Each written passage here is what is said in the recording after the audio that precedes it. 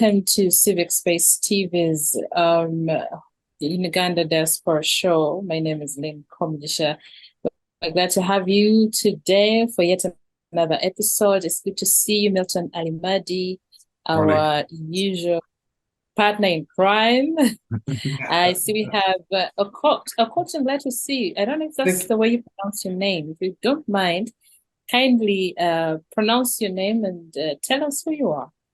Call me Okot, but my full name's Alfred Okot Ochen. All right. I'm currently based in Vancouver Island, BC, Canada. Yeah, I'm a Ugandan, born and raised in Uganda.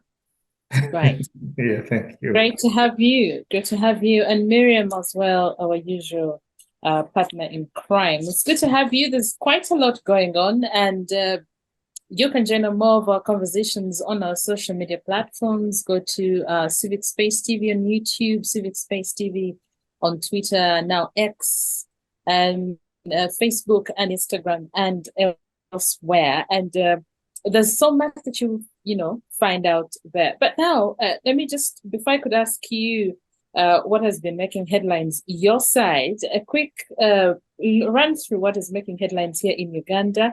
We have digital vehicle number plates. It is to be rolled out very soon. And the question here is, but what is happening in Uganda? What is best for Uganda? There's so much going on.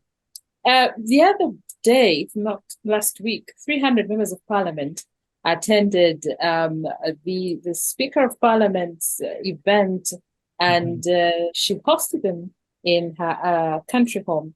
And the next day, they saw that the General MK was in the center, in the building, rather in the area, and they met him as well. So the question here is, was that a silent endorsement? Let's leave that as that. Then the I don't know, the fiery, loudmouthed Honorable Semujinganda was asked as FDC whip, and the speaker intervened. There's a lot going on. Then we have a new MD at National Social Security Fund.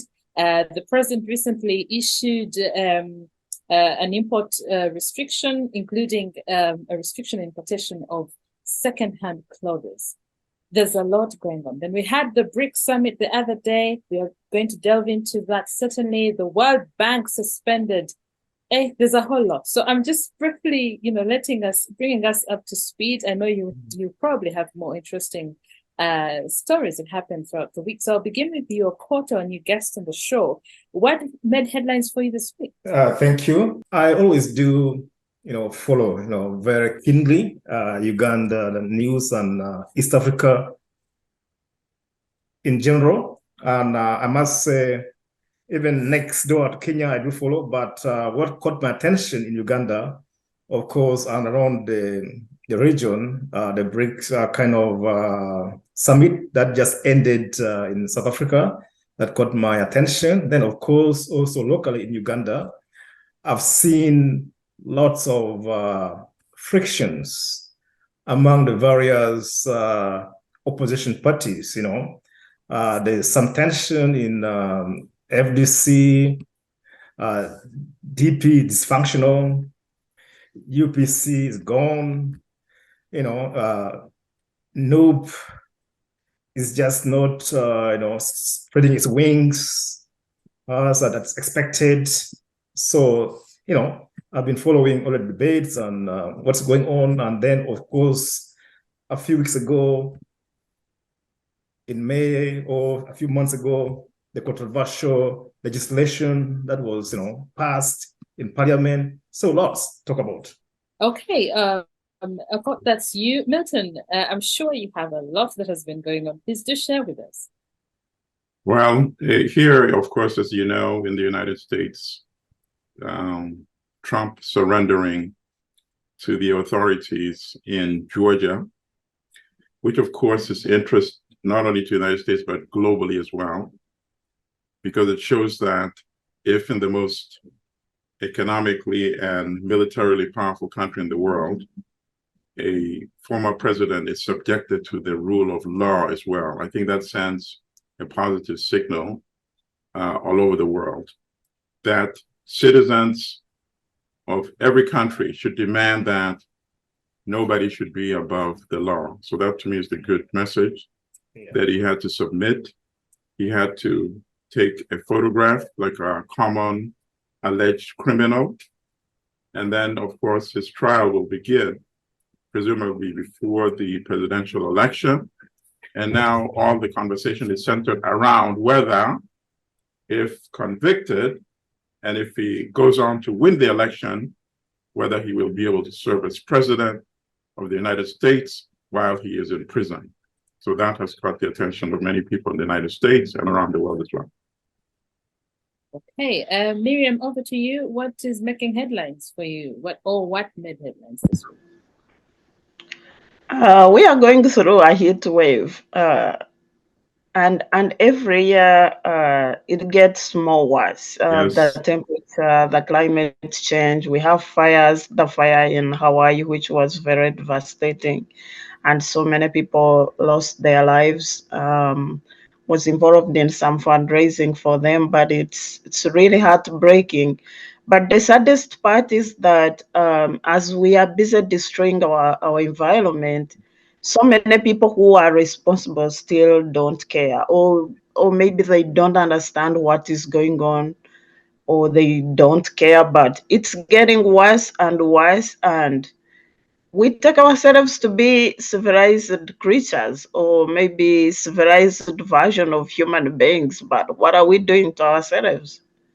Apart from that, of course, the events happening in Uganda, and especially how there've been a lot, the World Bank suspension, and then the reaction towards that, of course, the ongoing quarrels in FDC are also disappointing. But I want to be optimistic and kind of feel like, there is always no smoke without fire. So maybe they've identified the problem and they're on the way to solving it. Instead of staying in a limbo with a problem and moving nowhere, you'd rather solve it whether the thing breaks and you create a new one. I mean, that's how institutions are. Public institutions, but those are the growth pangs of democracy in Uganda, so they are worth watching, and we see how it happens. But maybe the most frustrating part is and disappointing is that we don't have any thriving opposition party in Uganda, and we claim to be a multi-party kind of dispensation. But apart from we kind of like a one-party led system, and you even wonder if the day M7 leaves power, or NRM leaves power, will it stand as a political party? So the fact that we cannot groom political parties, the fact that after so many years we can't sustain any political party, and we see it groom leaders, aspire for power peacefully, and move on, that is very, very disappointing, and I don't know when we're gonna get that fixed. Okay, I would like to add something before we move into the show, and comment on the same issue of opposition parties. I don't think anybody should be surprised to see dysfunction in the leadership in opposition parties. Everybody knows that the state in Uganda is always working day and night to frustrate these opposition parties. The state pays some of the leadership money to bribe them, to bribe officials, and everybody knows that. So I personally am not surprised. There's a difference between opposition parties and opposition in Uganda. So this is a very important distinction people should make. NUP did not exist 6 months before the election in Uganda. And what happened? They defeated this dictatorship of 37 years, formed in 6 months, which means opposition is solid in Uganda. The state will not be able to frustrate the entire opposition in Uganda. The state can frustrate the leadership of the opposition parties. So come election time, people will be motivated again to get rid of this dictatorship. So I have no doubt that the opposition itself to the state will be overwhelming, and General Museveni, once again, will be defeated in the next election. So I just wanted to add that in, because some people sometimes confuse the leadership of opposition parties with opposition in Uganda. Opposition is alive and well and solid in Uganda. Thank you. Let me comment, if you don't mind, before we actually jump into. Thank you. I find, Allimadi's submissions are very enticing and observation, and also Miriam, I must admit that the civil society and the opposition in Uganda are struggling indeed. And the biggest challenge has been the leadership in opposition. That has kind of undermined the growth and, and the prosperity of the political activities of the opposition. Why just that? I find that leaders that should be at the forefront to a large extent, they have been compromised. And in the process, they're actually generating divisions among the supporters in the countryside. For instance, the squabbles in FDC is not actually healthy. If you see the Secretary General and the President, and then the vice like Lukwago and the former President Kiza, that now you can see the East are going with the leadership, the current leadership. Then the other parts will be going there. That means they're going to fragment, the opposition. And Noob, as a party, Noob came in place with high gear. But I must say, Noob has also a few challenges. It has not been able to expand its wings beyond Uganda, and it's also a challenge, to market successfully Noob beyond Uganda, just like DP, UPC just in Lango, So we are facing, serious issues. So both the leadership and the populace in the opposition, to some degree, the center must hold. Otherwise, there's no future for the opposition to gain access to power.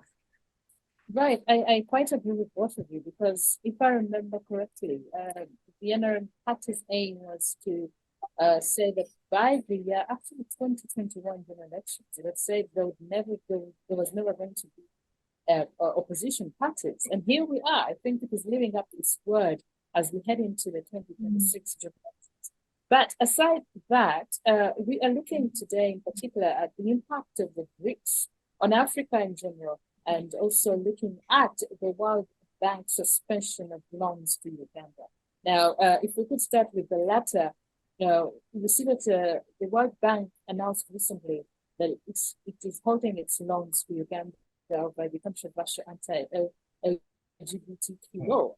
So it said that it is against its values, and if I could quote them, their values are, we believe our vision to eradicate poverty on a livable planet can only succeed if it includes everyone irrespective of race, gender, or sexuality. This law undermines those efforts. Inclusion and non-discrimination sit at the heart of our work around the world. Now, if I could put it to you, gentlemen and lady, right now I know people that just said you're worried about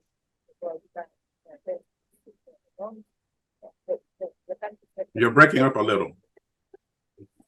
Pardon, you can't hear me? Now we can, a little better. I'm saying that the other day, the Deputy Speaker of Parliament was saying that we shouldn't be worried. The country is not going to close anytime soon. And talking about Parliament, it is about to start the process of, the budgeting process. The question here is Parliament ready to make tough decisions? And that is on the country's economic future after this suspension. And I bring it to you, Milton.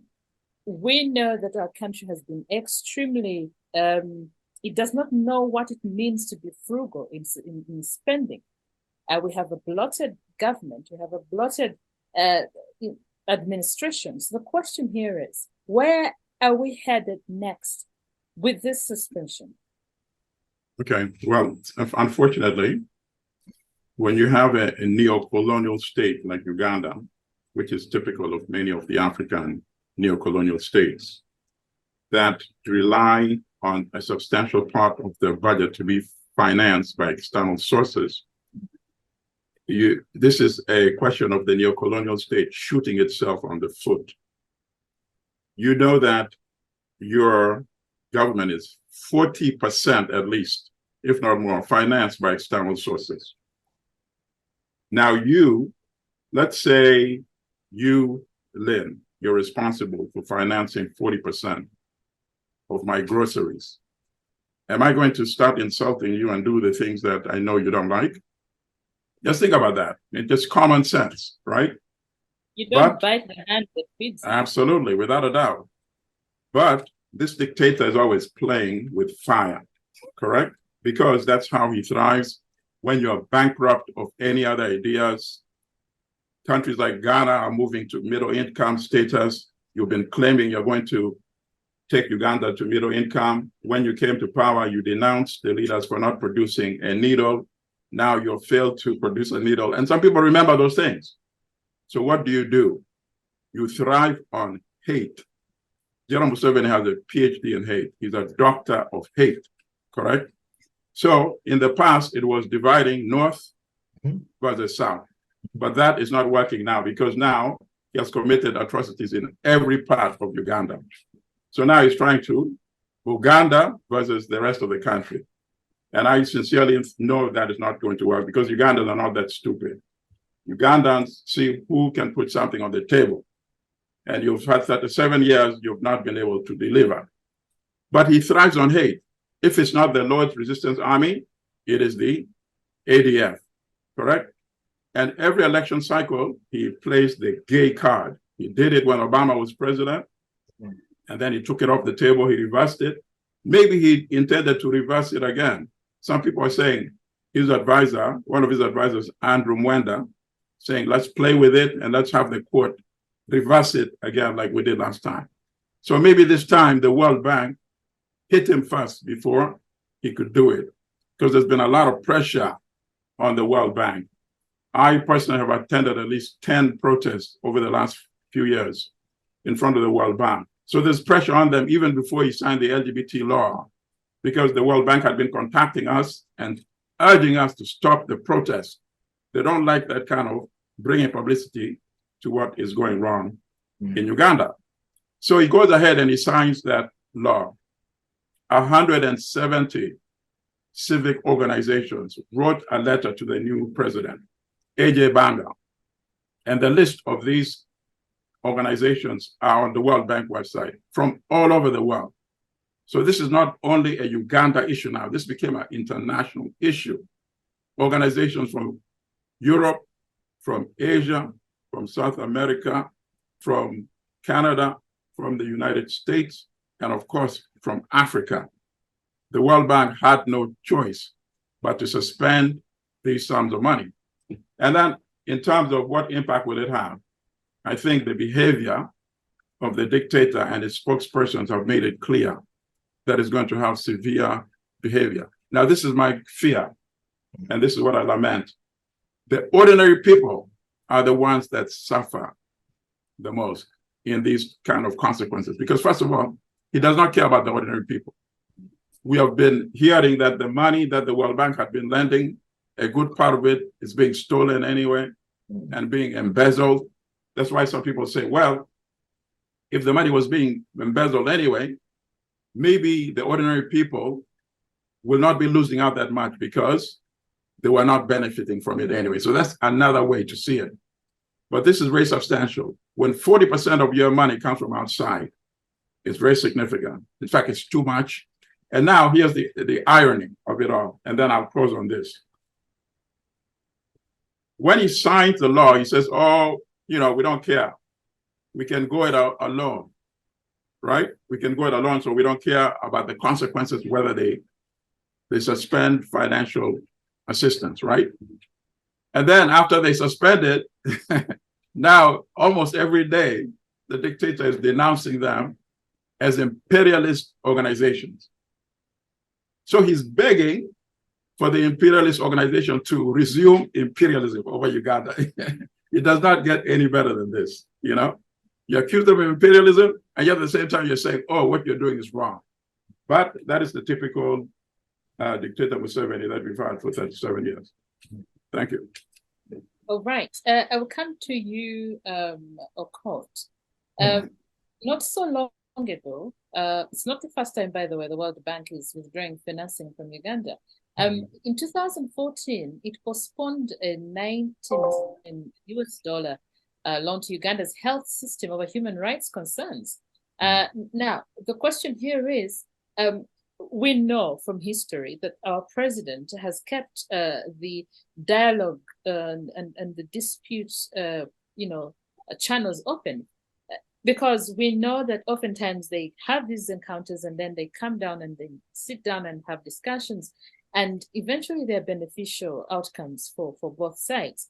The question here is, are we going to see an amicable position, decided soon? Are they going to sit down and perhaps, because we really need the funding, our budget, I don't know if we are able to take huge budget cuts that we have been getting from these loans. I think, the controversial legislation that was passed, I think in 2014, President and the cronies pushed for similar kind of bill. And after extensive pressure from the Obama regime and many other progressive countries around the world, they withdrew, the bill. And again, my senses tell me that I think they're playing a game. I can see some of their offshoots, such as Andrew Menda, have already gone to the court. Fox Odoi, a guy like Andrew Menda, already in the court to challenge this particular piece of legislation. And I suspect that the court might connive with the executive and rule against it. Then we go back to square one. In the process, that means the legislation would have been erased or not implemented. Hence, they would resume the funding in the long run. And I'm also very certain that General Museveni and his henchmen, diplomats, are behind the scenes negotiating with the World Bank so that, they seek more funding. As Allimadi stated, I find that the World Bank fundings in general are being misused too in Uganda. There's lots of corruption, massive, mega level corruptions. If you actually try to detect how much the locals benefit from these fundings, might be very meager, very small. If Uganda government and its institutions were transparent, I would think Uganda can even to some degree survive without the World Bank funding. Look here, see how huge our parliament, the August House is too huge. We have almost close to over 500 MPs. Doing what? I would only maybe suggest that maybe in the future, they should maybe attend sessions or sittings based on, maybe quotas. If you're going to want to participate and submit some submissions, you can attend. Otherwise, they're getting free allowances. That's wasting money. How many advisors does His Excellency have? They're being paid by taxpayers' money. So there are a lot of, gaps where our resources are being wasted. And if they were kind of filled up, we would be able to save some money and channel to our health sector, to the education sector, infrastructure, maybe like in schools and so on. So to some degree, if Uganda was smart enough, we'll be able to sustain ourselves. But because of our nature, our rotten morals, we are extremely very corrupt. We are among the most corrupt countries in Africa. So I will see that, like without the World Bank, funding, the locals will suffer most, because they say once the elephants fight, it's the grass that suffers. I can see that some of the, the fundings that were benefiting the health sector will be withdrawn, and the countryside hospitals and so on will be affected. The schools, government schools, will be affected. The roads will be affected, because I know of so many roads that are being, funded by the World Bank. For instance, my home district in Gulu, the one that runs from Gulu town, Matira, heading to Lamu, was being worked on recently by the World Bank. I'm not sure it's going to continue. So those are some of the challenges that might be faced by the government, and the locals will actually, face the music most. But otherwise, Right. if our government were competent, we would save a lot and even do without some of the external fundings. Thank you. Fantastic. Miriam, I come to you. With this announcement, members of civil society group Budget Advocacy, they want that some other donors might follow the example of the Yes. World Bank and withdraw their aid to Uganda. And they're saying the bank has previously been lenient with us. They also say the suspension of financial aid is likely to see increased poverty, inequality, a reduction in financing the social sector, pressure on commercial loans, but also losses in jobs and reduction of tax collection. That is a huge problem that we might encounter or we might face. And we also know that our budget might take huge cuts, but would you know where these cuts would come? Lynn, I for one, I would like to see a lot of aid suspended, not only for the AHA Act, but for a lot of human rights violations that and corruption that has been going on in the Ugandan government.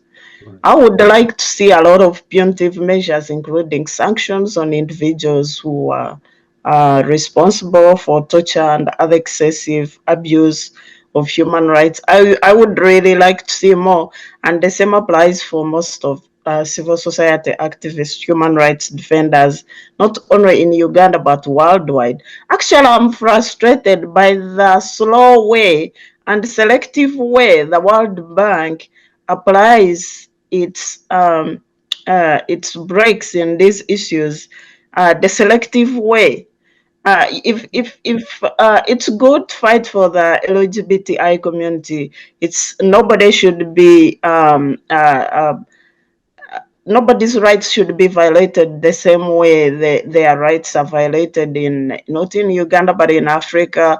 The draconian laws, the homophobia going on, all those things are really unnecessary. And homophobia is like racism. Gays deserve their rights. They deserve to live their life the same way all of us live our lives, with full rights, with full freedom, free to be who they are, and in any community of their choice. So every other law that is short of that shouldn't be in any of our books anywhere in the world. So I appreciate that World Bank is coming up, to really make sure that something is done in that aspect. But I'm equally frustrated that there are so many other gross violations of human rights, and they are watching on doing nothing. If they really, really care about how affairs are going on, where they're putting their money, why aren't they stepping forward on corruption? Because that is even abuse of their own funds.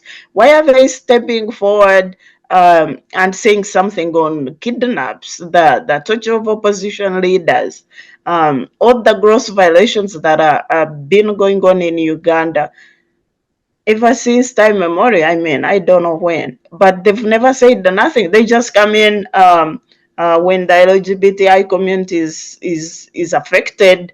But there are so many other communities being affected by the same government, and they are keeping a blind eye. So World Bank, please, we don't want selective justice.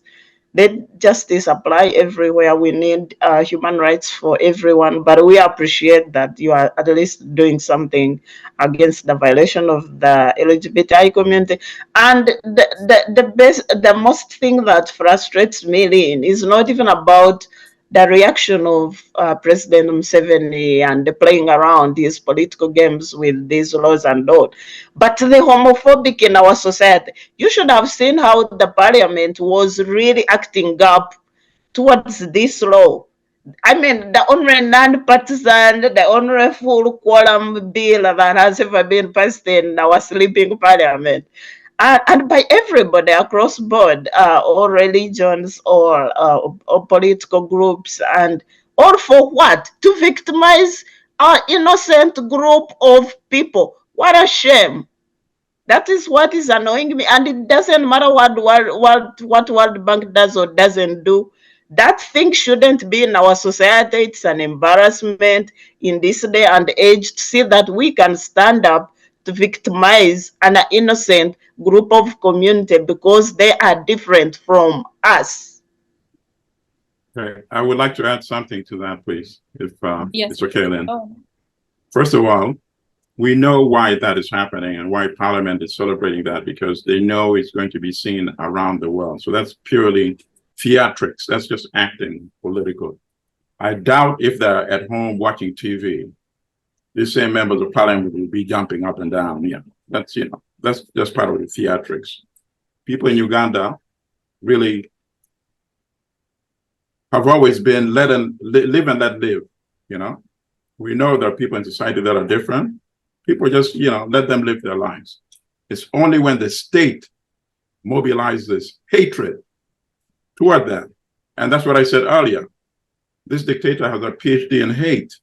He knows how to play political hate. And it's not unique to Uganda. In this country, we have Southern white politicians playing the race card. Now we have a governor in Florida burning books on Black history, right? Because they know there's certain constituency of voters that appeal to that Black hatred. So they want that vote. So similarly, we have the dictator who knows that if you target people who are different, like the gay community, that is going to mobilize some type of support, even though it's not putting food on the table. So Margaret also raised another question in terms of why do they not go react to corruption, torture, and abuse, the World Bank. The World Bank obviously are made of officials. And, the group that I've been a part of, organized by Noob Diaspora, has been meeting with World Bank officials. I engage them directly, these types of questions. As the staffers, they really have no power to make that decision. The World Bank ultimately is controlled by the United States. So it's political. It's a political decision. When they decide to suspend aid to Uganda, loans, it means the decision has been made at the highest levels of US government, the White House. Otherwise, the World Bank does not care. They care, but do not take action on human rights abuse. Look at Mobutu. And I'll give you a classic example. Mobutu, one of the most oppressive regimes we had in Africa, corrupt, personally stole $5 billion. The World Bank and IMF sent officials to what was then Zaire in the 1970s. And they examined the books and the records. And a senior official said, this government is so corrupt, we must suspend any further assistance. But because Mobutu was a reliable puppet of the United States, just as Museveni has been a reliable puppet of the United States since Ronald Reagan was president of the United States, they gave Mobutu's government $700 million, even though officials said, no more money. $700 million at that time is today the equivalent of almost $3 billion. So to answer Margaret's question, the World Bank is a political organization. When they suspend, it means the decision has been made at the top. And that is why General Museveni, who knows these things, is very worried. He knows that the United States government is now taking a fundamental shift in relations between the US and Uganda. Anybody knows that the US knows what's going on in Uganda. All you have to do is go to the State Department and look at the country human rights report. Look at every year. All these abuses are well detailed. It's on the website of the State Department. So they know what's going on. The World Bank knows what's going on. But they're reluctant to let go of a reliable puppet who serves their geopolitical interests. So when they make the decision like this, the puppet must be very worried, and well, he should be. Right, and that's very interesting, actually. And it reminds me of some of the issues that we have encountered as a country and other countries that are puppets to the US particularly. But now, still relatively, we see that some legislators have suggested that countries should focus on alternative sources of funding, and they're suggesting the Arab world and the Middle East, saying that this can make new partners. Now, that's one, alternative sourcing. Two, the president of the opposition party, National Unity Platform, Bobby Wine, accused the World Bank of championing gay rights while ignoring other issues. And he says that it will, if it hosts its loans, it is going to affect projects worth $1.8 billion. And he says the World Bank is selectively championing gay rights while ignoring other issues. Do you agree? Is that for me or for who is the question? Yeah, it's for you. It can go to another one, but you can also answer. Well, I think I already actually partly responded to that. This is a political decision. General Museveni made it easier for them. Obviously, as I suggested earlier, the World Bank had been urging us to stop the protests that we've been having on social media in front of the World Bank on human rights abuse. So they were already under tremendous pressure. And now, obviously, General Museveni made it an easier case for them. Because as you know, LGBTQ communities tend to be generally very well organized. And as I said earlier, if you go to the website of the World Bank, you'll see that there are 170 organizations signing on to a letter urging the World Bank to take action. So it was politically impossible for them to ignore it based on what General Museveni did. And at the end of the day, it is not the World Bank that is the enemy of Uganda. It is dictator General Museveni that is the enemy of Uganda. And let me add just one more point, which is problematic. In fact, actually, Margaret alluded to it. The environmental factor. There's a statement there also referring to the environmental impact in the World Bank statement that the activities of the government do not conform with their environmental position. That is actually sending a signal to any financial institution that is still considering supporting the East African crude oil pipeline, ECOP. They don't make these statements just randomly like that. And you know, there's been a lot of pressure already on a lot of insurance companies and banks that are still supporting ECOP. So they're sending an indirect signal to anybody who's still sitting on the fence. And again, as Margaret alluded, the World Bank's position also affects other financial institutions. So even the private banks now. Normally, if you want to get a loan from a private bank, a Western financial institution, they see your relationship with the World Bank. If your relationship with the World Bank is not good, they're not going to lend you money as well. So that's the indirect collateral damage of this suspension. Right. And I come to you, Okot, and ask. Lynn, sorry to interrupt. Before you move forward, I have a question to Milton. you think this is like a precursor to what we might see in future regarding the FDI is going to Uganda, or it's just gonna make noise and stop as usual? I didn't hear the first part of the question. I'm sorry. Do you think that the World Bank decision will affect the future aid or funding going to Uganda going forward, or it's just gonna raise some dust and then stop after some? Okay. Now we are on untreaded grounds, as they like saying, where no man or woman has has walked before. Because now, is it easy that they can have the court in Uganda, Mwenda's group, engineer this reversal of the LGBTQ law? Is that going to be enough? Or now, will the new president, and the World Bank has a new president, by the way, AJ Banga, is he going to be facing all these other questions now? Do not go back to lending until he does this on the environment, until he does this on the campaign of torture, until he does this on the campaign of harassing opposition, until he promises to put an independent election commission. So we know he's not going to steal. All these other demands could materialize. We don't know that yet. It could be, yes, he reverses this law, and then they say, okay, we can do business with you again. But we're on risky ground, very high risk. But he's always played games. Now he's playing very high risk game, and we don't know what's going to be the consequences, whether it's short term or long term. Thank you. Okay, fantastic. Okot is coming to you.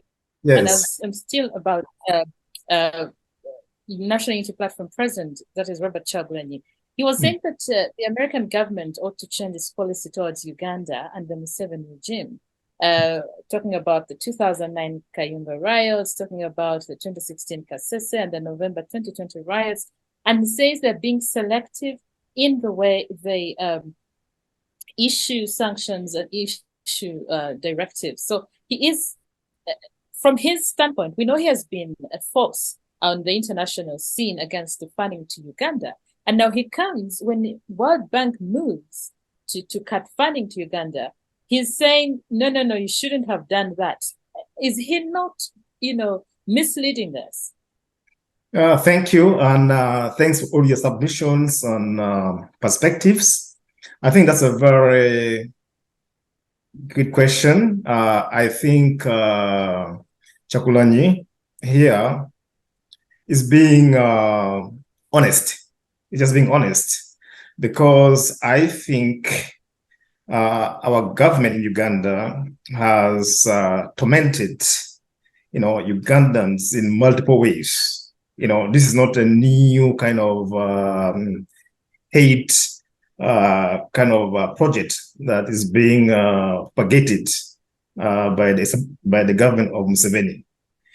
If we even roll back like to the 80s, the late 80s, early 90s, in northern Uganda, eastern Uganda, talk of the Mukora massacre, Atiak massacre, Buchoro massacre, you go to, so lots of stuff have happened in Uganda, and the World Bank have been watching, and I think the one for the LGBT communities maybe has made them come up with these tough decisions, but my crystal ball tells me that they are just playing to the gallery.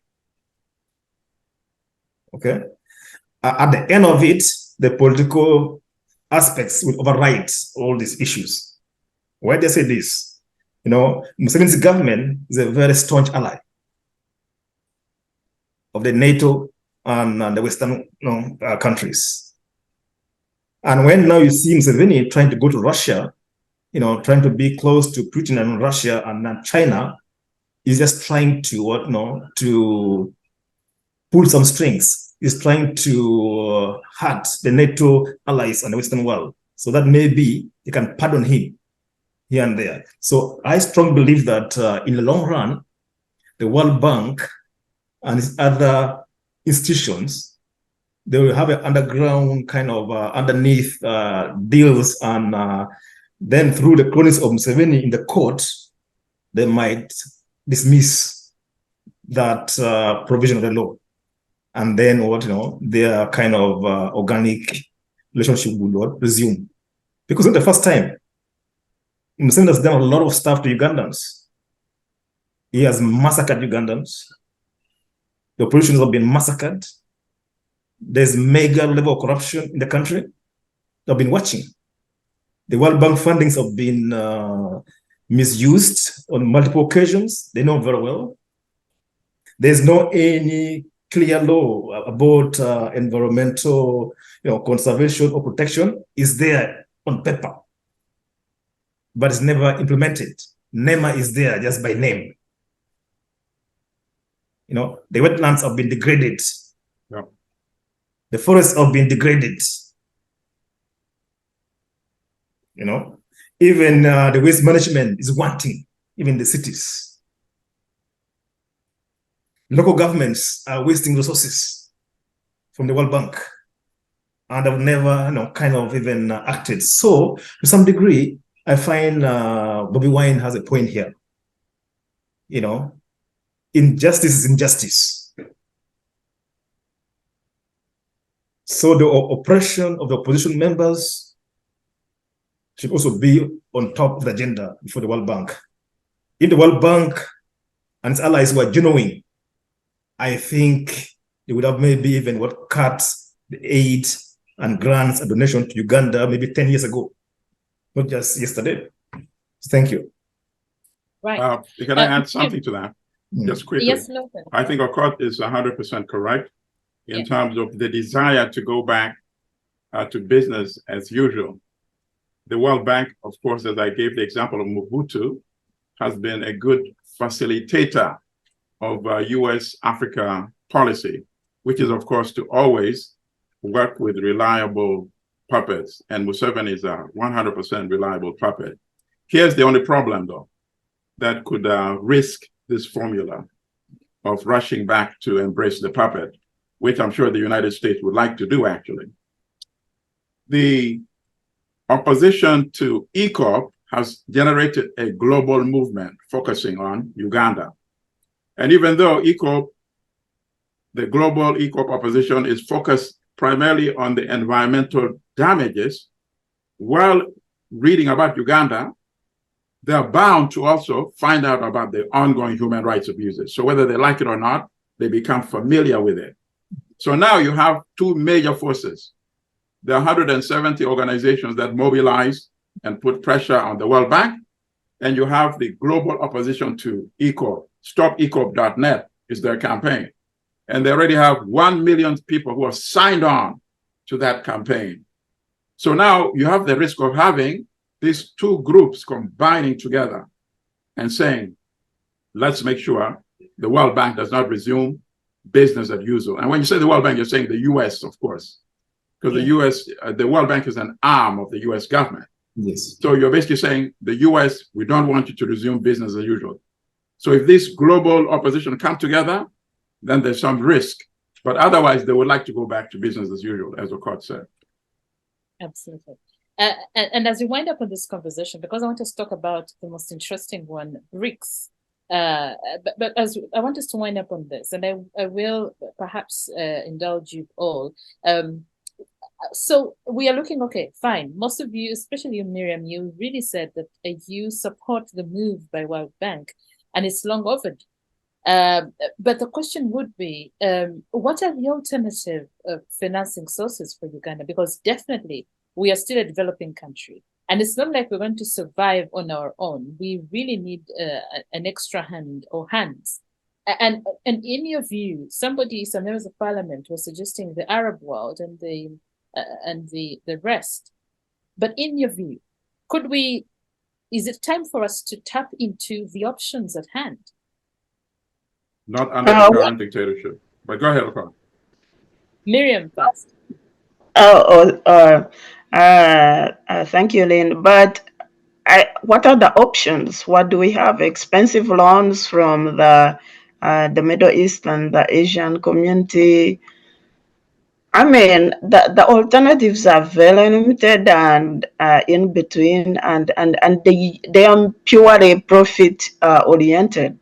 So I foresee, in case the World Bank continues with their sanctions, I foresee a situation where most Ugandans will be deprived of the basics, like Okot said.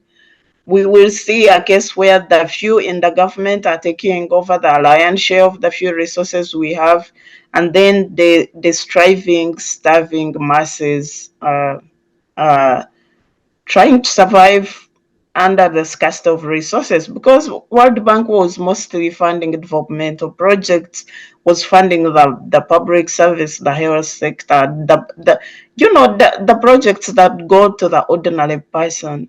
Even though there was corruption, but the trickle down was to benefit the ordinary person, or to ensure infrastructure development at the grassroots level. So once we see that, once the World Bank stops the funding, and maybe major other donors like the UK government and all that, we would see a situation where there is a lot of tightening of the belt, but to starve the ordinary taxpayer, to starve the ordinary masses. The people who are grabbing resources will be more greedy, because they would foresee like the end of that trickling of the resources, and they would try to hoard, and they would be taking. I mean, that's not good. The situation won't be good. But to comment on the previous question, where the Bob Wine and other leaders are saying that the World Bank is selective in its application of sanctions. I would like to see. I think the situation here, we shouldn't be looking up to World Bank, looking up to the donors and every other person. Okay, they can help us to push, but I think the onus is on us Ugandans. It's upon us to really hold our government accountable. And these people will react when they see us doing something. And we can't always wait. I mean, like Milton and Okot said, the World Bank has its own interest. The US has its own interest when it comes to Uganda and the government of Museveni. So, but the question is, what about the interest of us Ugandans? What do we want? And how do we get that? How do we hold our leaders accountable? So we shouldn't have to wait, whether it's for the LGBTI rights, whether it's for corruption or torture of our fellow citizens. We don't have to wait for the foreigners to do that for us, to hold our government accountable, to push for justice. The onus is on us, as we can see. I mean, the World Bank today can talk, even tomorrow it can keep quiet. And as Milton said, they even supported Mobutu, the worst dictator Africa has ever had. So I'm sure even if they had their way, they would have even supported Idi Amin.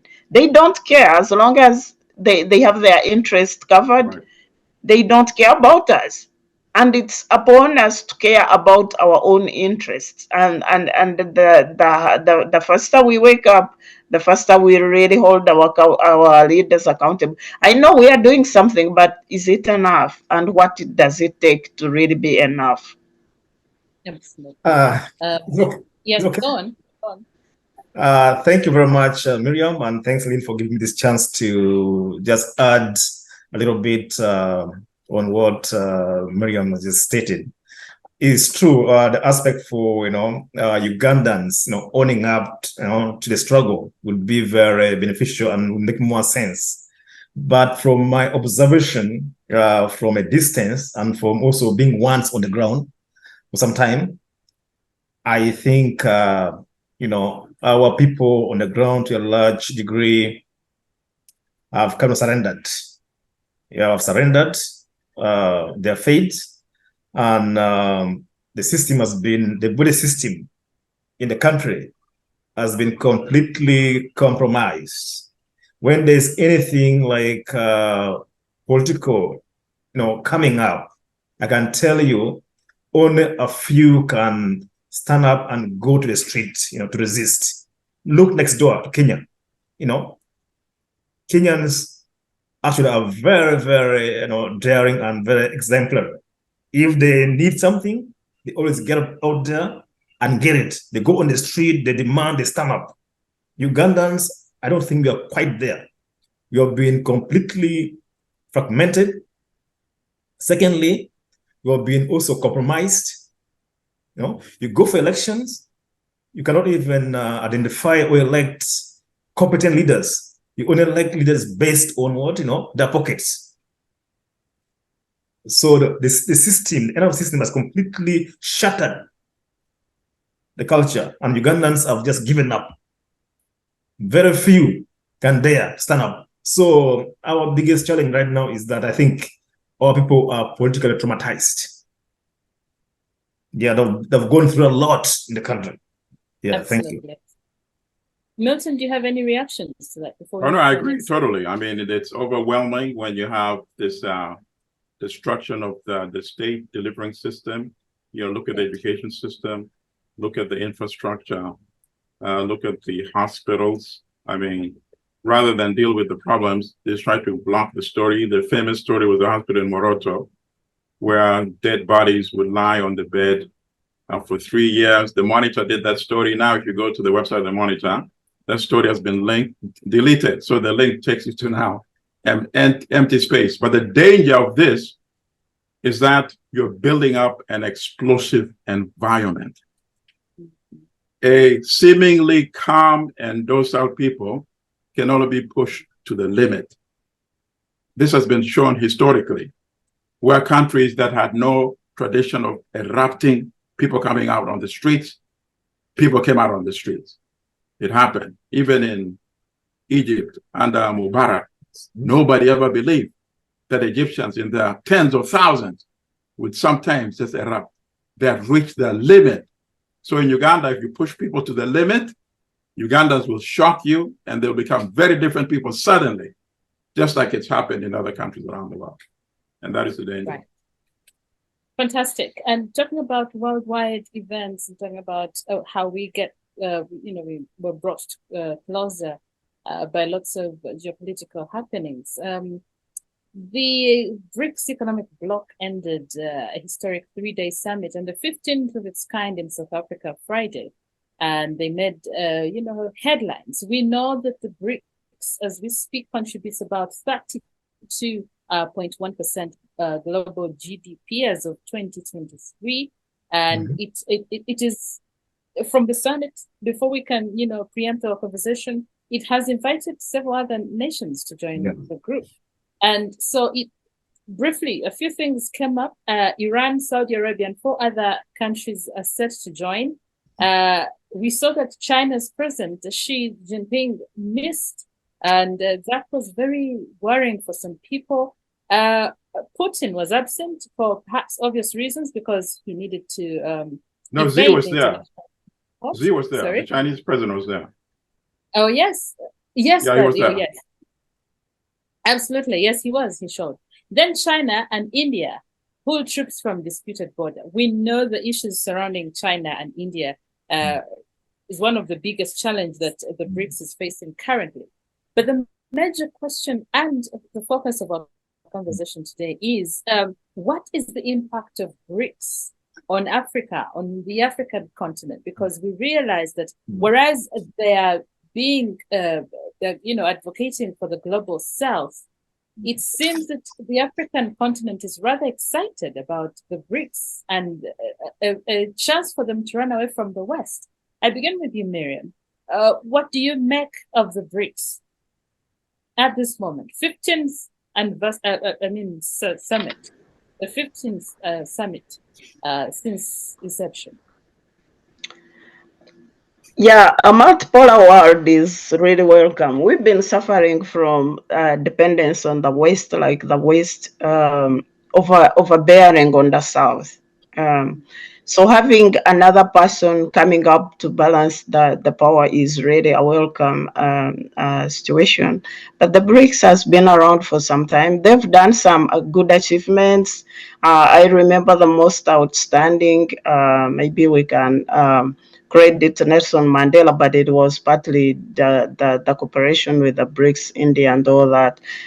When they pushed for ARVs to be accessible to the ordinary person, that was fundamental change to Africa. That was very remarkable. They've been doing a lot of great stuff, and especially as far as balancing the power, pushing this because of their presence. We see there was USA Africa Summit, and USA is trying to come into African market, putting in more money.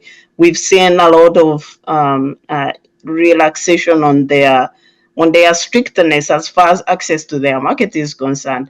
But again, that's a necessity for them. So today what we have is like we have big powers scrambling for the as Africa, I'm speaking on African perspective. So Africa is like a market being scrambled for by all the big powers, whether it's BRICS, because right now, apart from a few members, the newly initiated, the newly admitted Ethiopia and Egypt, I mean, it's been South Africa, but apart from that, the large part of Africa is out of that circle. So now we see the Africa, the USA, I mean the usual traditional North, USA and Europe and all, and then the rest, the China, Russia and all, scrambling for Africa. So before the BRICS, you remember there was the Russian summit, but before that there was the USA African summit. So and then the ongoing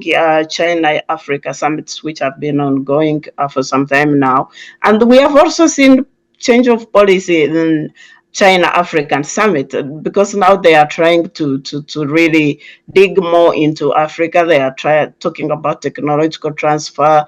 They are talking about human development, investing in the health sector and all that good stuff, which initially they were not interested about. So for me, I see the BRICS as another opportunity, as another opportunity for Africa to really access a developed market, to access market for its resources, but also market to enable us get technology and skills transfer, which would help develop Africa. The challenge is, are we ready to take advantage of that? Are we ready to harness on the opportunities that now are available to us? Absolutely, I hear you. Now, and Milton, I come to you with a very interesting question. The rhetoric in the West has since knocked into the idea that the BRICS is simply a bloc kowtowing to China and driven by an anti-Western agenda. I don't know if that's correct or wrong. And in your view, is it time for us to listen and accept that the BRICS simply represent a growing global sentiment? Others simply want to sit at the table too. Would you agree? No, I don't agree with the statement about the Western statement, because, of course, anything that challenges Western hegemony, political and economic hegemony, they're going to denounce it. Look at the initially Organization of African Unity, now the African Union. Had the Organization of African Unity been allowed to thrive and fulfill the image that people like Kwame Nkrumah had, the African continent would be a United States of Africa today. It would be a global power, even surpassing where China is today.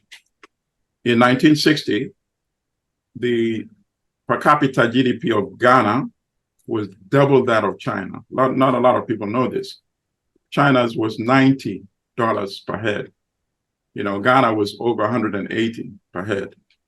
And of course, today, China is a global power because it's not dominated and exploited by the West. It uses its own resources to build up China. Africa's resources is used to build up everybody else except Africa. And that has been the problem. And Margaret is 100% right. It's about competing for the resources for Africa. And of course, the best way, as somebody who teaches history, is to look at it from a historical perspective. It started with physically taking Africans from the continent to enslave them, to build other parts of the world. The United States today is a global power because it was built by Africans who were enslaved, who worked for hundreds of years in the southern plantations without compensation. built the cotton economy, which allowed the US to industrialize. So that was phase one. Phase two was colonizing Africa, primarily by European countries. The same thing, using Africa's land, Africa's minerals, Africa's foods to build up Europe. And then we had so-called independence, but independence was on paper alone. When Africa wanted to become effectively independent by building a United States of Africa, as Nkrumah said, that's the only way we'll have enough power to protect our resources. They undermined that. They divided the so-called Casablanca group, Monrovia group, paying other African leaders to oppose quick unity. So don't be surprised that they're saying the same thing about BRICS. But BRICS is in fact another attempt to form an alternative which can resist the United States and its allies, Western Europe, hegemony of the global economic system. So in that sense, BRICS is a positive development. And BRICS, I think, is taking a cautious approach. It's not just saying, okay, anybody, if you oppose the US, come join BRICS. They're being very selective. And that is why in Africa, I think it's only Ethiopia and Egypt whose economies are relatively more developed compared to other African countries that have been allowed to join. I understand there were at least 24 other countries that applied. And out of those 24, they've only taken these 6 countries. I think they want to go slowly and harmonize the economies to make sure that when they have a common agenda, all of these countries are going to be able to follow those policies. And one of the policies, of course, is to try to get away from the overdependence on the United States currency, the US dollar. So they're going to be exploring, even coming up maybe with different currency, so that you're so dependent on the US. So when the US takes action against you, punitive action, like, for example, the US sanctions on Russia because of the Ukraine war, it has very big negative impact on Russia, you see? So now what Russia is wishing, oh, maybe if there was another alternative currency which is accepted internationally, they could rely on that. But it goes beyond Russia because it was formed, 15 years ago, meaning at that time there was always already an urgency to try to move away from US dependency. But it's not easy to come up with a new currency. People are used to the dollar because they know anywhere in the world, if you present the dollar, it's going to be accepted. It is so acceptable that when Zimbabwe was having inflation of thousands %, what did they do? They abandoned the Zimbabwe currency and they were using the US dollar as their currency. So some people are saying the only way they can develop a new currency is to back it with gold. If it's backed with gold, then of course it will build the confidence for that currency to pick up. And that just one more point I would like to add to this. Part of the problem why African countries will not be able to industrialize and manufacture and make automobiles, make planes, make computers, you need to build factories for this, and then you need a big market for it. But the World Bank, one of the conditions that the World Bank gives in order to give you loan, it discourages industrialization. So the World Bank has been an enemy of Africa in 2 ways. By supporting dictators, as I gave the example of Mobutu, number 1, and now Museveni, of course. Number 2, by discouraging industrialization in Africa. So if BRICS, and they have countries with big banks like China, Brazil, India, all of these are big banks. If BRICS allows Africa to access resources to industrialize, then that would be a significant transformation. And I would support that as well. Thank you. Absolutely. Very interesting, important points you highlight there. But the most important thing that really hits, I think, Africa is the admission of different countries. But we'll get into that. And I come to you, Okot, before we get into that issue. Many people are questioning, is the BRICS going to create a new world order? Will it rebalance this world order? But we know at the heart of the BRICS is a couple of issues. It is looking at offering a parallel set of economic and diplomatic options to the nations rather than trying to actively destroy the US-led model. That is according to analysts too. It is looking at numbers, and if you look at the numbers globally, it is, I think, contributing, let me be sure here, it's contributing about 42% of the global population. And they're saying that Russia, first of all, is very excited about the issue of numbers because it is in need of international friends, if we could look at it that way. The other issue is the alternative financial system, which, of course, Milton has alluded to. We know they have a bank, the New Development Bank, or the BRICS Development Bank, because this is an alternative to US-led institutions like the World Bank, the IMF, and the likes. The other issue is, which I've already talked about, it is a voice of the global South. They're saying that they're looking out for, the developing countries, and they want to at least, look out for them and be as lenient as possible. The question is, with all that in mind, are we going to see the BRICS, with the admission of 6 other new countries, grow to, one, rival the G7 or create a new world order? Thank you, Lynn, and Miriam and Allimadi, for all your perspectives and contributions on this subject. I must say, from my own view and perspectives, I think it will create some checks and balance in the world orders. It's very good, at least for the BRICS to, be built so that they can, to some degree, bring some checks and balance on the Western kind of bloc that have, in the past, dominated, the world, and in particular Africa. Very well that most of African countries and other less developed countries cannot make very much independent decisions always. When they make, they kind of retract because of their arms get twisted most of the times based on economic reasons. So if you have the BRICS, this will kind of create some, world balance. So if it is kind of implemented as laid down on paper, but I also already see some kind of, challenges because of the ideological variations, They have very clear and sharp ideological kind of variations. Like example, China and India, they have the ongoing kind of rivalry too. And even you find Brazil, Argentina too, if they come on board, they will also still, want to drag on their Southern America kind of world dynamics into the BRICS that's there. So it's a fertile ground to provide balance, but also the other ideological body systems that are different will also kind of hold them back.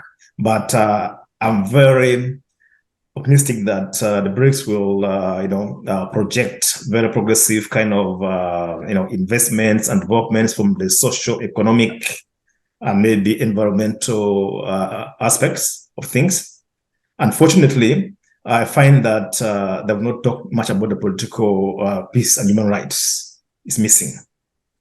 Yeah, because if you kind of downplay the political aspect, then the development and investments and other kind of adventures or projects you want to, to install or to explore might be doomed. Politics is prime. In every day we breathe politics, we talk politics, we sleep politics, even in economics, politics.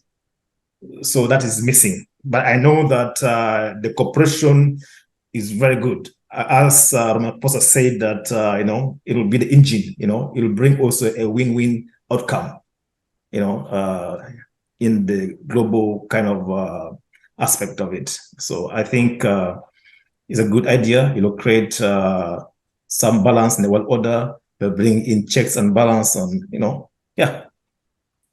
That's my take. I agree. I think we'll move away from US dominance and maybe Europe dominance as well.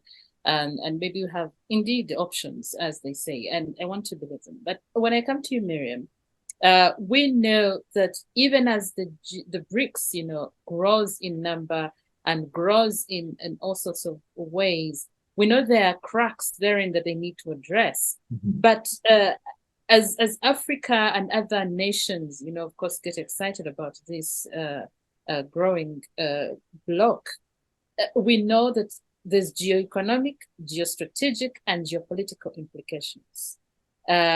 One, we are seeing India is trying to balance its relations with the US. China is excited because now it is one of the biggest, world economies, because it has a seat at the table, and most of the nations really world over are looking up to China as a big alternative from the West. Three, the issue of de-dollarization. It was one of the issues on the agenda for this concluded summit. An alternative to the dollar. Will the dollar find an alternative that the world can comfortably sit with and work with? I think it will be alternatives instead of one alternative, and even Africa has a chance, to come up with some strong currency that can cover that gap, because Africa is even more integrated socioeconomically than the BRICS. If you look at it, Africa at least has common interests. They have common boundaries. They have same level of economic development. They have similar challenges. They have already integrated to economically at a certain level. We have the regional trade area. We have all that in place. So we really miss a few ingredients, and if we put in some more effort, we can come up with a currency which can even cover which can eat into the dollar hegemony more than even the BRICS. Okay, the BRICS have the money muscle, they have the economic muscle, but I see them disintegrated in a way. Today, Russia is fighting some imperialistic wars and endlessly. Then China is trying to save its huge economy by pandering too much into the US and compromising a lot. Then same as India, and I don't know if they're gonna really unite strongly and in the near future. In the near future, maybe in the next 5 years or so, they will still be here and there, and then maybe later. But right now, they are somehow disintegrated than before. But on the contrary, Africa is more uniting, is more integrating and united than the BRICS, and we should.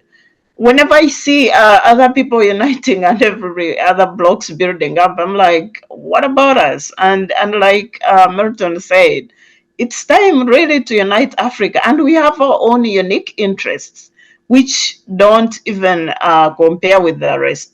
Today, Africa has the youngest population. We have the highest human resource, and they are skilled. So our needs about development, we need infrastructure, we need to employ these young people, and we need to harness those skills and energy into developing Africa.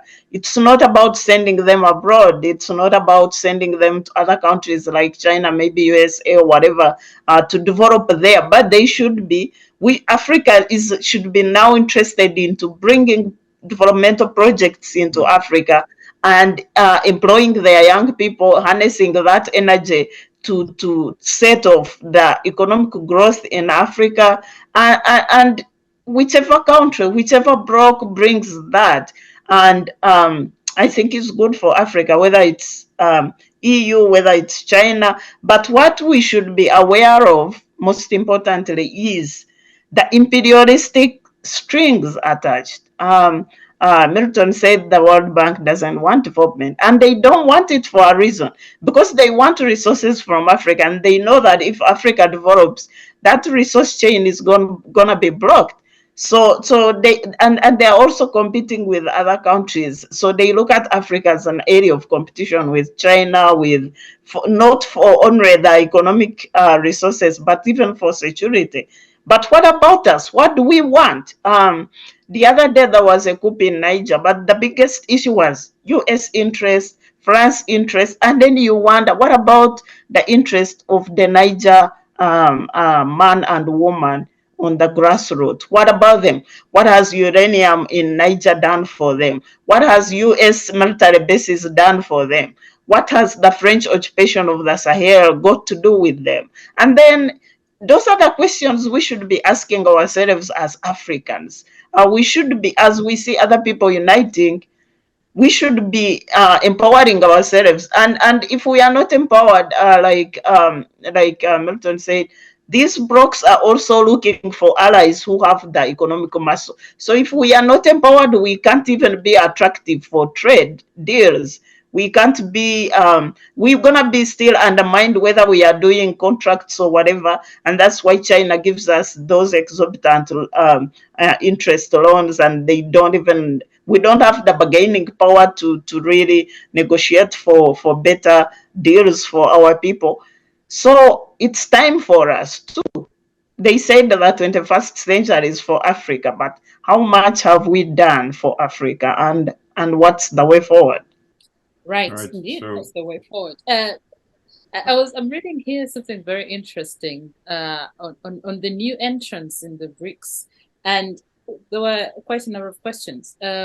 So we see Ethiopia, we see the rest of the countries, and we don't see Nigeria, we don't see Uganda, and we know that there are 40 nations that had applied to join the BRICS. Yes. Milton, I beg your pardon? No, I'm not sure if Nigeria had applied. I think it did, but it wasn't considered. No, but you have to apply to be considered. So I'm not Yes. sure they applied.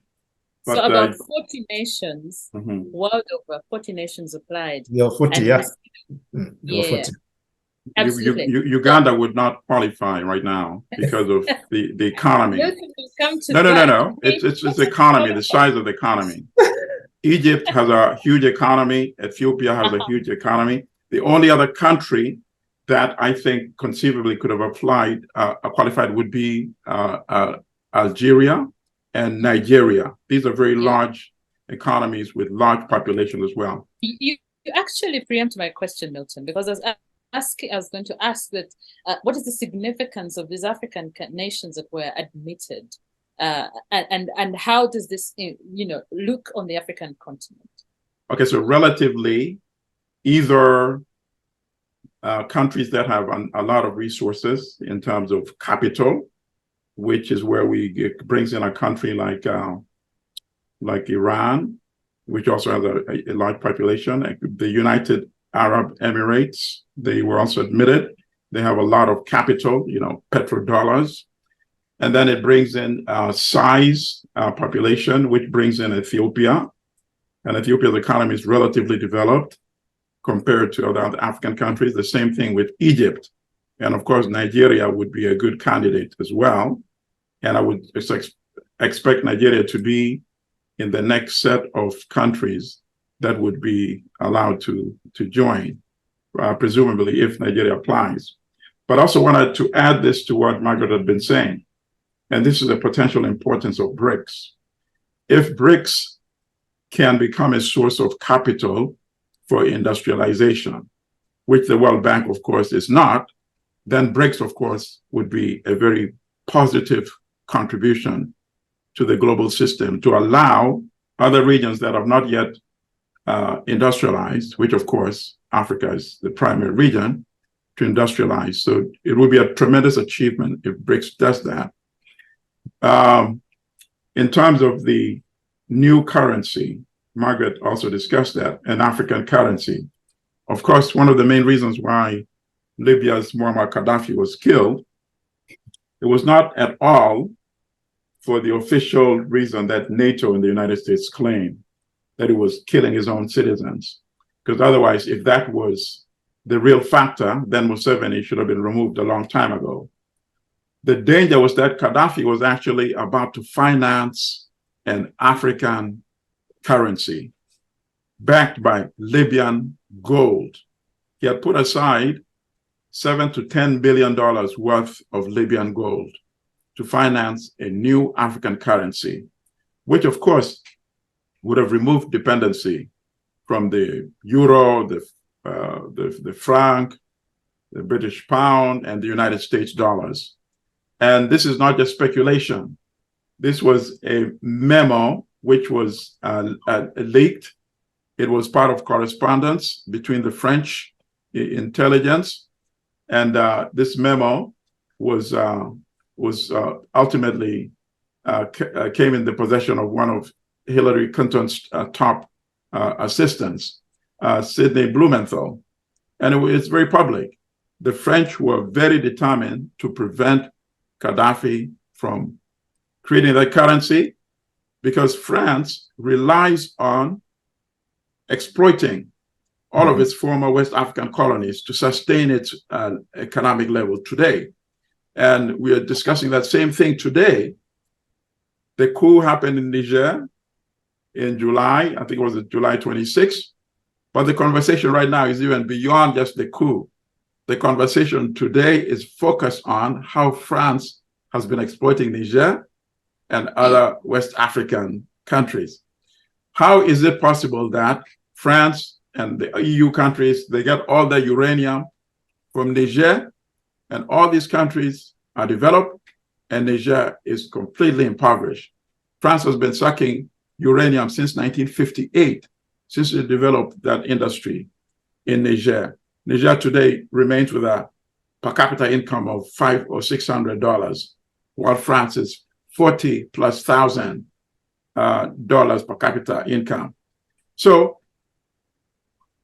actually, Libya was becoming sort of like the BRICS for Africa in terms of sources of capital, finance capital, in terms of creating an independent currency that is not dependent on Western currency, including the United States dollar. And of course, that was destroyed. There's no other option right now in terms of a country that had the kind of capital that Libya had. And that is why now most African countries that want to get away from the control of the World Bank will have to look for an institution such as BRICS going forward. Wow, very interesting. And we realize that with all this, the most important thing is I think you froze. That there are very few countries, the Vatican. Hello, can you hear me? We can hear you now. You froze for a second. Oh, sorry about that. And because if we look at the individual, first of all, the original BRICS, they were divided over the expansion of the bloc. We see that China was seeking to expand its influence as it, of course, as it fights the United States over trade and geopolitics. Russia is hoping to overcome its diplomatic isolation. And we see that Brazil is a bit skeptical. But here we are, we have now Egypt, we have, and I'm focusing on Africa particularly because we know what the BRICS perhaps means to Africa as a continent. And so we see Ethiopia and Egypt onto becoming part of the BRICS. The question here is, where does it leave the big economies? Like Nigeria, of course, it prides itself as the one of the biggest economies in the African continent. Of course, South Africa is already there. We see in East Africa, nothing is coming out. In the West African, we're seeing pretty much up north, really. And then we're seeing Ethiopia only. So the question here is the strategic expansion of the BRICS. Are we going to see maybe a smaller move towards having majority of the nations join? And what does it mean for them having the Middle East countries, coming in? What are their targets? What are we seeking to achieve with all these moves? And if I can ask you, Okot. Okot, I think the question was for you, Okot. Oh, for me. Come again, please. I was saying that the move to this to have these countries join the BRICS, how strategic and for what reasons? We're looking at the Middle East countries, we're looking at some nations in Africa, and of course outside Africa. what is the strategic move of the BRICS to, and particularly the 6 nations that they invited in? Thank you.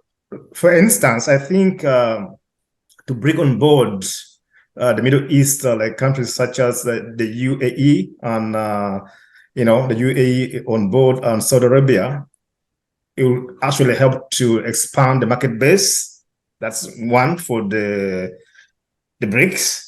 And 2, they're also oiled, financially. They have, a large base for financial capacity muscles. So they'll be able also to propel the BRICS, to a higher level, and they will be able to provide market and also maybe to buy. That's very important. And above all, too, they also, be a buffer. A buffer to the Western angle that might, in the future, might want to undermine the BRICS. There's also a possibility, in the future that the move is strategic, so that maybe they don't go and win the minds and hearts of the guys in the Middle East. So it's a good idea. We look down in Southern America, Argentina, it comes on board too. Argentina is another kind of powerful economic base in Southern America, backed up by Brazil. All these are very strategic. They will be able maybe to entice other West Indies countries. They can be able to, in the long run, maybe reach out to other countries in the Southern America, like Venezuela, maybe even down in the Caribbean, Barbados, and other countries, to embrace the BRICS. While in the Middle East, if you bring on board the UAE and Saudi Arabia, and also maybe go further, Iran comes on board, you're expanding, the market base. Iran also has its own kind of economic allies, and also I would say military allies within the system that are economically also well built. So I think by bringing in these key countries on board, the BRICS are being sagacious, they're being strategic, they're trying to identify countries that have economic muscles to take lead in this move. Yeah, that's my kind of observation. Absolutely. Miriam, we're seeing that having Iran in the BRICS sends a massive, powerful message to the G7. If you remember the issue, Iran, the US, and some of the G7 countries, it says you can have a problem with them, but we will keep them here. According to an analyst who says that your problems are not our problems. So we will have Iran with us. We don't care if you have issues with them. And that's part of just one of the countries really that they're admitting into the BRICS. But we also know that in as much as they're playing global politics and trying to come off as, we are just an alternative, really. We are not against the US per se, but they're just an alternative. We know that majorly, we know that Russia has issues with the US and the West in particular. You see the NATO issues they are battling. We know that China has huge economic problems with the West. I mean, we have South Africa is in there as well. We have Brazil that is in, is out. You're not sure where it belongs. India, but is also playing being nice, really. And so here we are having Iran, we're having Argentina, we're having Ethiopia, and Egypt, and the other one. So the question here is, are we really playing global politics, or we are actually slowly brewing another world war? I think that the inclusion of Iran was really political on the side of China and Russia. But they've been allies for a long time in all their political struggles with the West. So it's not surprising either, but it is, I think Iran here benefits most because it's kind of strengthening its ties out of the sanctions that have been it's been subjected to for a long time. And I think that the BRICS, they wanted to make a statement to US and the NATO allies that, see, it's not about you. We can also play out of your circle. So the addition of Iran was, I would think, whereas it could be economically motivated, but I think it was largely a political move. And it's pure about strengthening their borders and their interests as far as the geopolitics are concerned. Maybe the surprise entrant was Saudi Arabia. I didn't expect that, and it was like out of the blue. And the fact that Saudi Arabia is a strong ally of USA, that was quite surprising, very, very surprising. But maybe Saudi Arabia has seen a shift in the relations with USA. Who knows? Maybe there is something brewing up. I'm still surprised, and I would wish to really see what happens with that alliance, because I didn't expect it.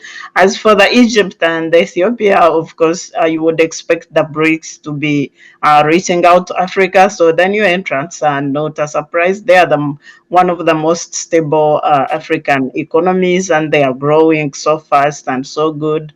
So that one wasn't a surprise. And yeah, I don't know why Nigeria is opting out of the BRICS. That too is a big question mark. And there are so many other regional players that would have benefited from that, like Morocco, like we have so many African countries. They are not that big, but they are stable and they are growing, including Kenya. So if BRICS wants to reach out to Africa, they should be more open-handed and they should be more inclusive than they are. So as Africans, I think we still have a long way to go to be really accepted in these global bodies. There is also, in the next move, the AU is admitted into the G20, but how does you accept AU to go, Africa to go as a continent into a group of countries? So that's also a question mark. Like, how do they treat Africa?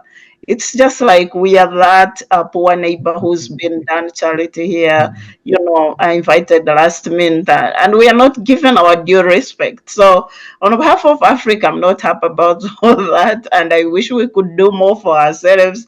I wish we could step out more stronger on the global scene, because it's time. It's time we stop playing the underdog.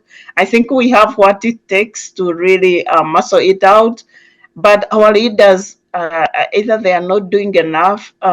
We still need a few polishing here and there. Of course, economies like Uganda have a long way to go, but I think the economies which are really doing good and can really earn their seat on the table as far as the global politics are concerned. So, like I said, I'm not surprised about the slow move of the BRICS and the fact that they are disorganized here and there, because of the way that their major players are involved in conflicts right now.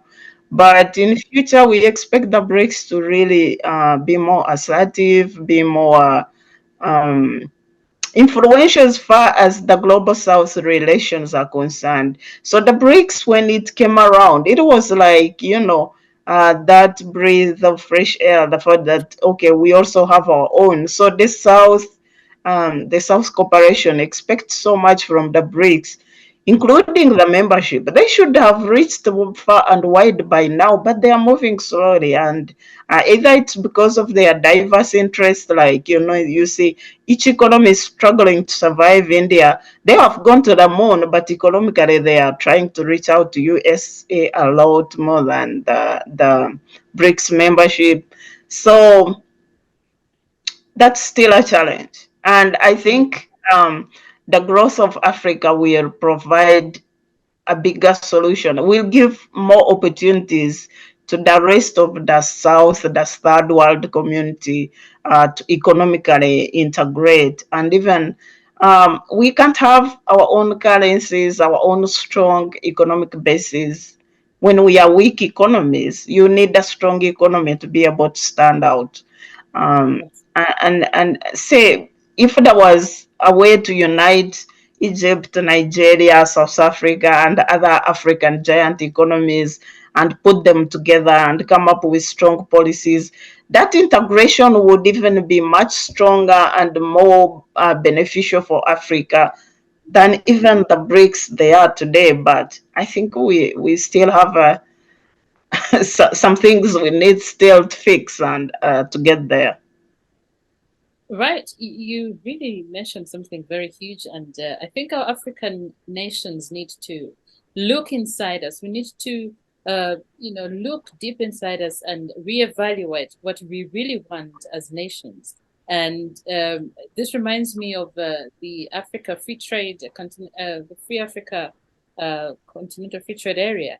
We are failing to, come together already with just that, because we can rival. If we stood as African nations, trust me, we would rival the G7, we'd rival the BRICS, we'd rival every other bloc. But I think we still have a huge problem as Africans, and we still want to be spoon-fed. And this is where we are at.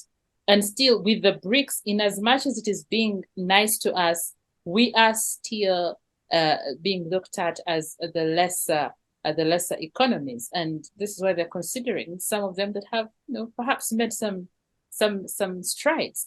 And Milton, I come to you.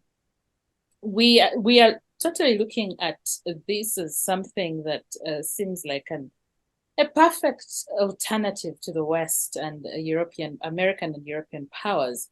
And we see it is because we were discussing World Bank, and we the question of alternative financing sources for Uganda. And this is what BRICS is perhaps fronting. The question here is, in as much as we are seeing the conditionalities imposed by Americans and Europeans, we see that the BRICS, or in particular China, is giving hefty loans with huge interest on them. How sustainable is this alternative that is, before us? Well, first, a clarification. The loans that China gives to other countries, that's going to be a bilateral decision negotiated between China and whichever country it deals with. If the loan is going to be a BRICS loan, they would have different terms that is going to be governing BRICS. So that's an important distinction. Absolutely. And for BRICS to have appeal, obviously, the terms would have to be much more favorable than loans from the World Bank or bilateral loans between one nation and China. And there would be no purpose in forming another organization if it was not going to try to improve on the conditions that are currently available. So in that sense, BRICS would hope to improve on whatever alternative that currently exists. So that's one measure. Also, we've spoken a lot about Africa not getting what it deserves. But unfortunately, that's not how the world operates. The world operates like, what do you bring to the table? And what can you enforce? So look at Congo, for example, right? Congo has all the cobalt that the world needs for the batteries for electric cars. Would Congo get what it deserves for the cobalt? Of course, the answer is no. Otherwise, Niger would be getting what it deserves for the uranium that is enriching France. But here, if Congo is a member of BRICS, then BRICS can offer Congo that umbrella protection as a member of BRICS. These are the terminology, these are the conditions for dealing with BRICS member countries. So now Congo is protected. Maybe Congo can now get a fair share for the price of cobalt.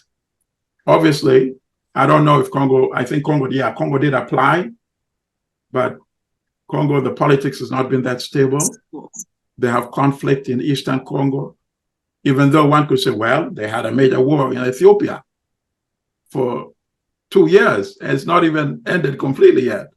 So there are other factors, but I see Congo as a potential member when BRICS brings in the next set of members in the future. And in terms of, I don't think we should follow so much the propaganda in Western media that is bashing Iran, for example, bashing Saudi Arabia and all that. I think it's good when countries now start acting independent of the United States. Why should everything be conditioned with what the United States wants? In fact, Iran, and some people try to forget this history, the United States overthrew a democratically elected prime minister in Iran in 1953, Mossadegh. Why? Because Mossadegh asked the British, said, let's have a better deal with the petrol agreement we have, with the oil agreement we have with British Petroleum. The British came to the United States, said, help us get rid of this guy, and we will give you a part of the, not our oil, Iran's oil. And the United States came and overthrew Mossadegh, democratically elected, very reformist, improving education, healthcare, infrastructure, and everything. They got rid of him, and they supported the Shah until 1979. What did that spur? The Iranian Revolution.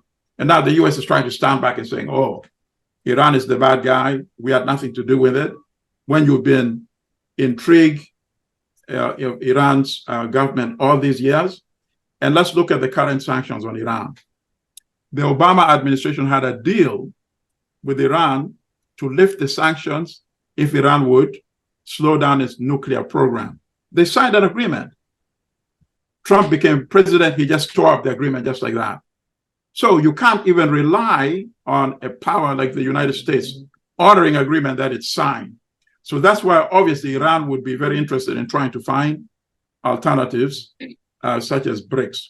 The same thing for Saudi Arabia. Saudi Arabia knows that right now the US loves it because of the oil. But a lot of countries are now moving away to electric cars. So now Saudi Arabia is like, you know, one day the US may not love us that much. So this is the time for us to start finding alternatives arrangement. And that's why BRICS is very interesting for them. I'm very encouraged, actually, by BRICS. And I think they should take that time in bringing in members. Members should agree that we're going to abide by these laws. Once they accept that, then bring them in. And also, another point, by having conditions for membership, it might give incentive for these countries to actually improve on some things in order to meet those conditions to be able to qualify for membership. So East Africa, for example, why all these years we've been talking about East African community, East African Union, why after all these years don't we have East African Federation, right? Because we have myopic leaders, you know, ours in particular, he wants everything to be his way. But if we had an East African Federation, look at the size of that economy, right? Of course, they would become a dominant power in BRICS, rivaling even Brazil and shooting after China. So these are the kind of things we have to start thinking about. How do we make ourselves much more attractive for BRICS membership? Because that enhances the quality of BRICS as well. You just don't want an organization for the sake of, oh, we oppose the United States. No, that's not enough. We may be opposing the United States hegemony and wanting to build our own. That would be the value of BRICS. Otherwise, there would be no purpose in even creating a new organization. Right, indeed. As we start to wind up on this conversation, I want to ask then what? I mean, we have seen all these things come up. We have seen what the BRICS is probably all about. And we're seeing that it is probably maybe trying to give us a better alternative to the world order. And I want to think that perhaps these people just come together. It was just another diplomatic gathering, people who respect each other's opinions. So we shouldn't be, overworked about this. So conclusively, I come to you, Okot. What do you make of all this? I don't think he heard you. I think the question was for you. I don't think you heard it. No. Oh, sorry. So I'm saying we are coming to a conclusion, and Yes. I want to exclusively, speak about this conversation we just had. And I'm asking, what do you make then of this move? Is it just diplomatic powers coming together for just a catch up and discussion? That we shouldn't be really making noise about it. I think this is a paramount move, and if the vision is implemented, the seeds will be seen out there in the near future. I think the 5 countries and others who have the intention of joining, and many others who are applied, if they are in the future given a chance to come on board, I think they will make a huge difference, and they will provide a very effective and lucrative alternative to the world market. They would minimize the dependence on the Western world, the NATO powerhouses. That would be, good. And if you can see from the move by bringing on board a country like Iran, that has been very belligerent, with some of the key Western countries, that's a clear indication that they're meaning some business. I'm sure the rest of the BRICS countries and those who intend to join are really fatigued, with depending on just one direction. They want to have options. And I can see informally, many countries already turning to the east informally. If you notice, you go to Kenya next door, China has a very heavy kind of interest and hands in Kenya. If you go to Zambia, they're heavily also kind of involved in Zambia. Even in Zimbabwe, actually they are in charge in Zimbabwe. Even in South Africa, they are already there. Even Uganda to some degree. So you can see that already there are several BRIC member countries among the major 5 have already started kind of engaging before informally what the other countries like Africa. So I believe that they mean business and they want it to move forward. Is beyond just a kind of a paper tiger or photo display, diplomatic kind of, I would say gimmick. It's beyond that. Absolutely. Okay, thank you. Milton, you say you're leaving in a minute. Please, your conclusive remarks. Well, I'm very encouraged that they're moving very methodically in terms of building this BRICS movement. One of my favorite economists, the late Professor Samir Amin, years ago, has spoken about the importance of having an independent source of capital financing in order for African countries to industrialize. And at that time, he said, BRICS is a potential organization like that. And that's way before the BRICS expansion, of course. So if that comes to fruition, because at the end of the day, unless we industrialize and use our own minerals to build up skilled jobs in African countries, we're going to have serious problems with the increasing population, the fastest growing population, unemployed young people. Unemployed young people are not going to be accepting these oppressive conditions. One day they're going to say, you know what? Rather than risk my life and drowning in the Mediterranean, I have nothing to lose. Let me go against my government that is not delivering as they should be delivering. So it's very, very critical that we start industrializing in Africa and creating jobs for our young people. I would like to see that. Hopefully BRICS will provide that opportunity. And my other podcast I started at 10, so I'm very sorry I have to sign off.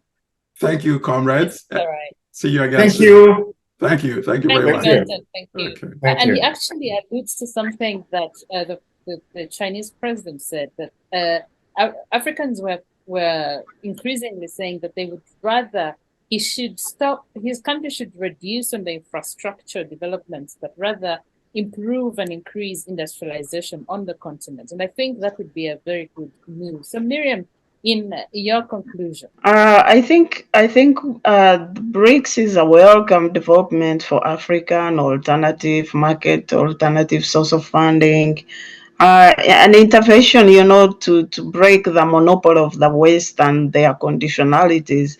At least it gives us more bargaining space when we are negotiating for development projects. And yes, but we still need a lot of infrastructure development, and infrastructure is the one which fuels industries. So the China, to respond to what you've raised, the China investment is good.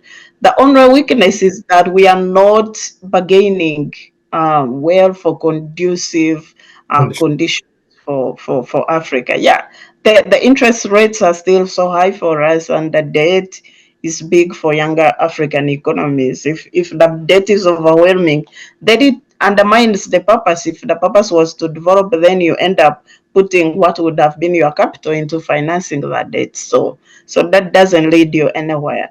But by and large, yeah, like Milton said, BRICS is a welcome development, and the world is really. I talked about earlier the summits as they've been following each other. We've had USA summit, and they're planning to invest a lot of money in Africa. We saw the Russian Africa, and we've had for some time the China Africa summit, and now we have the BRICS, and all those are development opportunities for us. Again, the question I will pose again: how are we ready to harness from these opportunities? Very important question you end with, and how are we ready, or are we just moving without, an African agenda?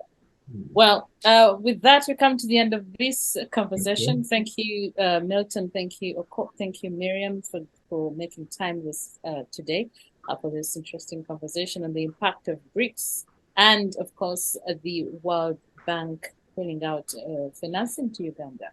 We look forward to more engagements, and I want to wish you a very wonderful weekend. We'll have this another day, I think, because there's a lot going on in the world. Thank you so much.